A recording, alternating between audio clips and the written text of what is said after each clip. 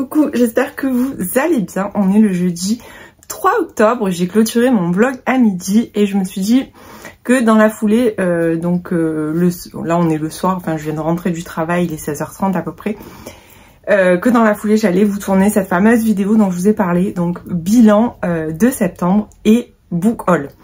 Alors donc cette vidéo va se scinder en deux parties et le book haul est composé de réceptions que j'ai faites, d'achats que j'ai fait au mois de septembre et dont je vous ai toujours pas parlé. Et ensuite, il y aura mon bilan du mois de septembre. Alors, on commence tout de suite avec les réceptions. Alors, j'ai reçu ces deux petites beautés. Donc, il s'agit de Holiday Romance et de Snowed... mon dieu, cet accent anglais pourri que j'ai. De Snowed In de Catherine Walsh. Donc c'est la toute nouvelle collection chez Talent Édition. Donc c'est la partie Talent Roman dont je vous ai déjà parlé. Avec les thrillers psychologiques de Stacy Willingham. Donc ils sortent maintenant une gamme de comédies romantiques et comment vous dire que c'est vraiment pour mon plus grand bonheur, je pense, parce que vraiment j'adore. Donc ils m'ont envoyé les deux premières parutions, donc qui sont à paraître le 9 octobre. J'adore. Alors ce que j'aime beaucoup surtout, la couverture est très belle, mais ce que j'aime énormément c'est le format. Donc c'est vraiment entre le brochet et le livre de poche. Donc ça par exemple c'est un brochet addictif. Donc les brochets addictifs sont déjà pas très haut par rapport à certains brochets, mais voilà, il est encore un peu petit. Ils me font penser au niveau du format, si j'arrive à les attraper, ils sont derrière moi. Et je pense que là on est pile poil sur la bonne mesure, voilà, ouais quasiment. À peu de choses près, ils sont de la même taille que les cherche midi. Alors je vais pas vous lire toutes les quatrièmes de couverture évidemment, parce que sinon ce book haul risque de durer des heures.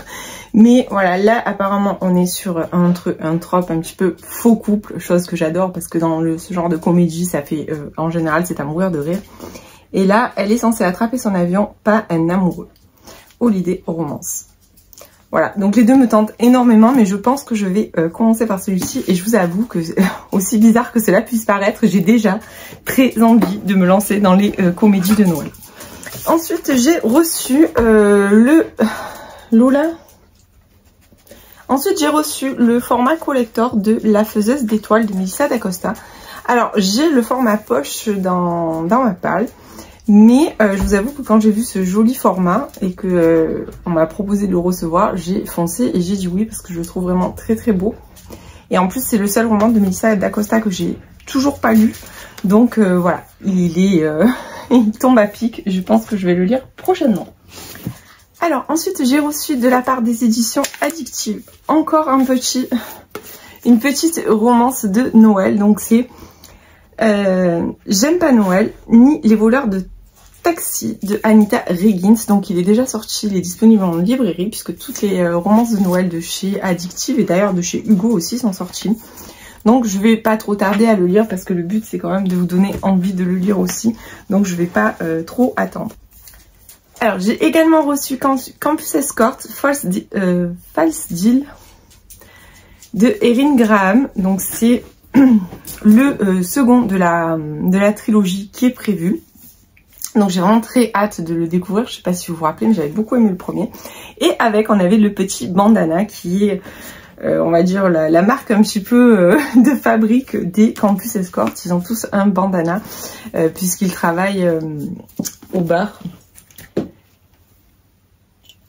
Le Queen Bee, puisque j'avais reçu la box, donc j'ai toujours le verre qui est juste là. Donc celui-là, je vais pas tarder à le lire, puisqu'il sort, je crois, le 10 octobre, il me semble. Il me semble qu'il sort le 10, celui-là. Oui, c'est ça, il sort le 10 octobre, donc je pense que je vais le lire très prochainement. Ensuite, de chez Addictive, j'ai reçu celui-ci que vous avez peut-être vu passer. La couverture, elle est mais juste sublime. Donc il s'agit de Misted de Ariella Hera. Donc lui il est à paraître je crois au 17 octobre.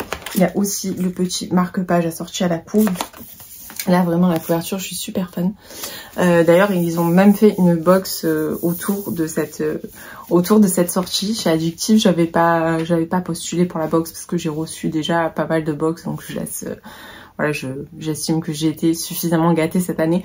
Mais voilà, ils ont fait une box qui est absolument dingue autour et j'ai vraiment hâte de le découvrir. Ensuite, j'ai trouvé dans ma boîte aujourd'hui une petite surprise qui m'a été envoyée de la part des éditions Nami. Donc il s'agit de La Chambre sans mur de Morgane Hortin. Alors, comme d'habitude, je vais enlever le bandeau. Qui est sorti aujourd'hui, je crois, le 3 octobre, il me semble. Donc voilà, c'est un petit recueil de poèmes. Donc ça va se lire vraiment très très vite, mais c'est des lectures qui se savourent. Je pense que voilà, c'est des lectures qu'on lit un petit peu... je dirais au coin de la table de nuit, on lit un petit poème le soir pour s'endormir. Donc voilà, je vais me pencher dessus. J'ai jamais lu, je suis pas vraiment très poésie, mais je pense que ça doit être des jolis textes quand même. C'est vrai que j'en lis pas parce que l'occasion ne se présente pas forcément. Mais ça me fait très plaisir d'avoir reçu ça et bien évidemment je vais le lire. Donc pour les réceptions, on a fait le tour. C'était déjà... pas mal puisque ça fait quand même 1, 2, 3, 4, 5, 6 plus 7 dans ma palle. Et sans compter, je vais vous montrer maintenant aussi des cadeaux que j'ai reçus. Donc c'est des cadeaux que j'ai reçus pour mon anniversaire de la part de ma copine Mélissa du compte Mélistagram, pardon. Elle m'a offert celui-ci. Alors j'ai toujours pas ouvert, mais je vais l'ouvrir là. Il est super beau. Je pense que vous l'avez vu passer celui-là déjà. Donc il est sorti chez Sabran Édition.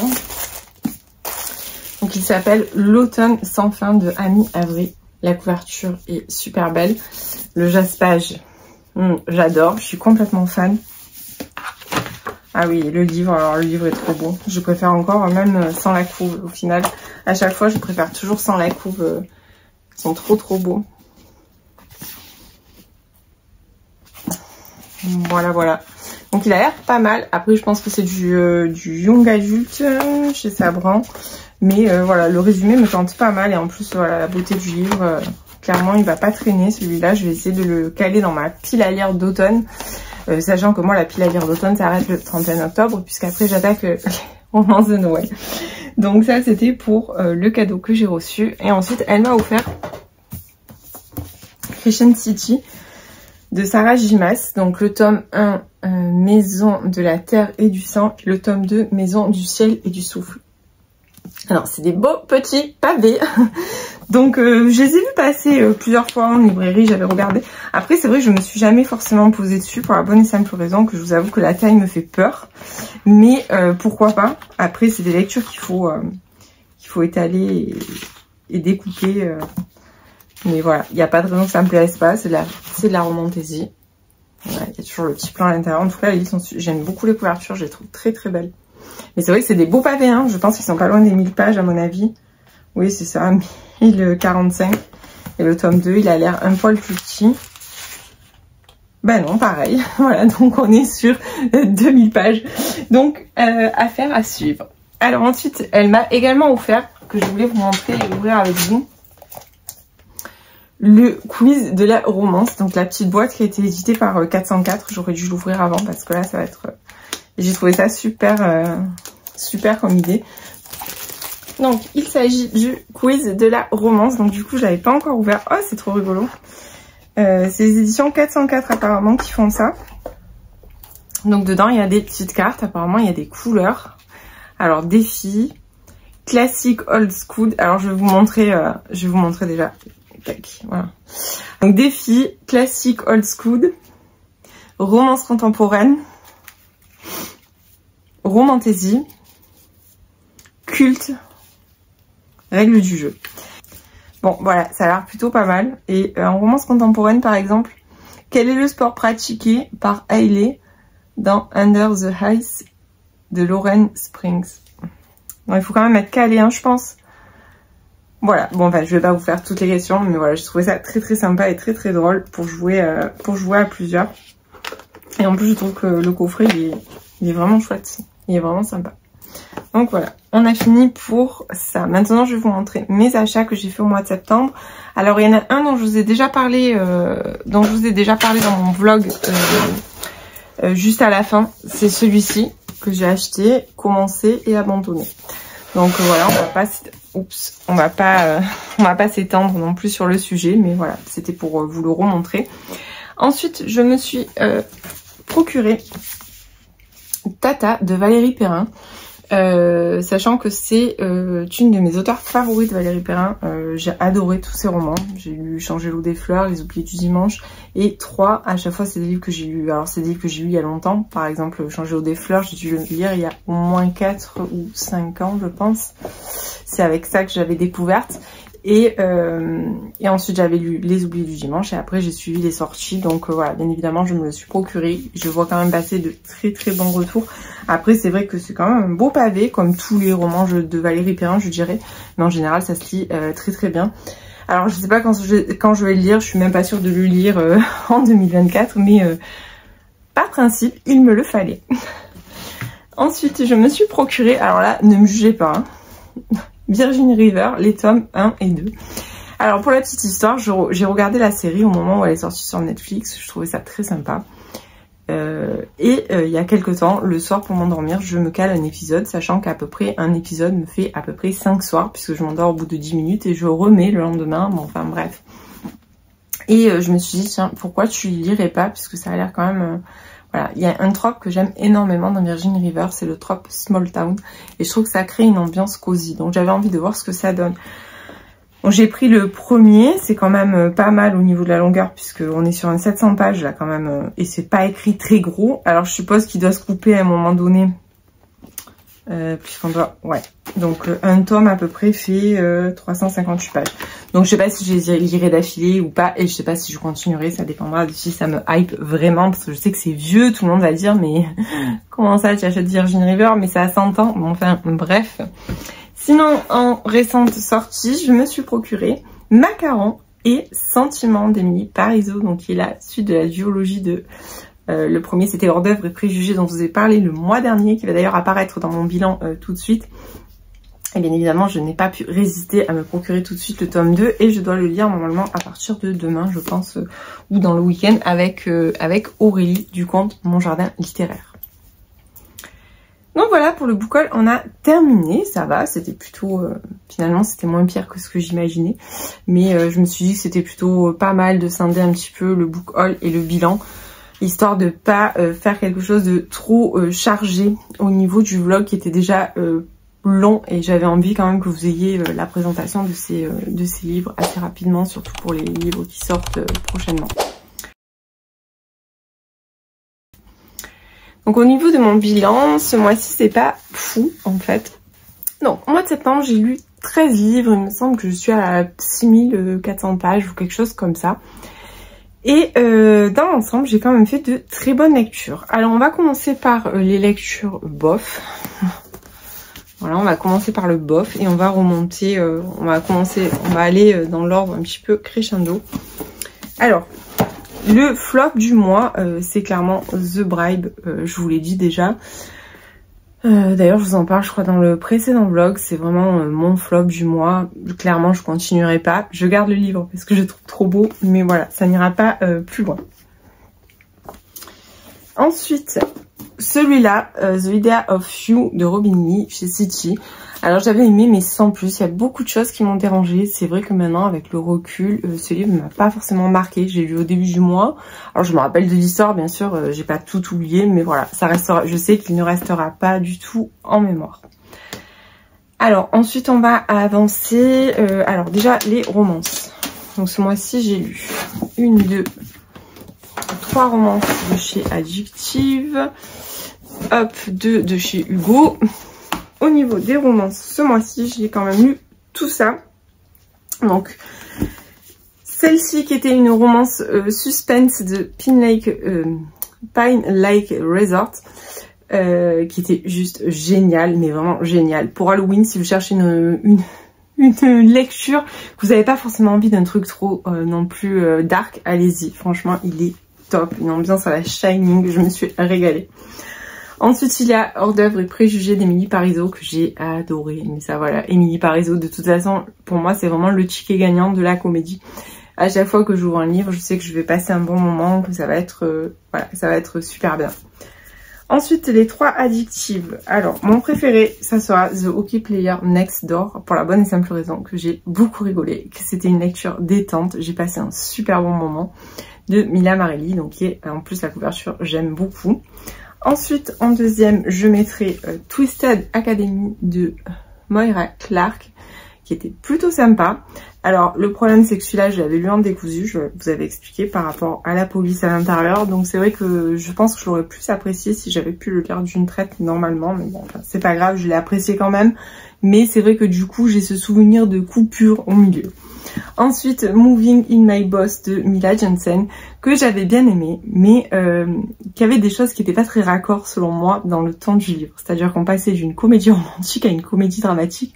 Et voilà, c'était un petit peu, on va dire, la chose qui m'avait un petit peu perturbée. C'était la chose qui m'avait un petit peu perturbée dans ma lecture.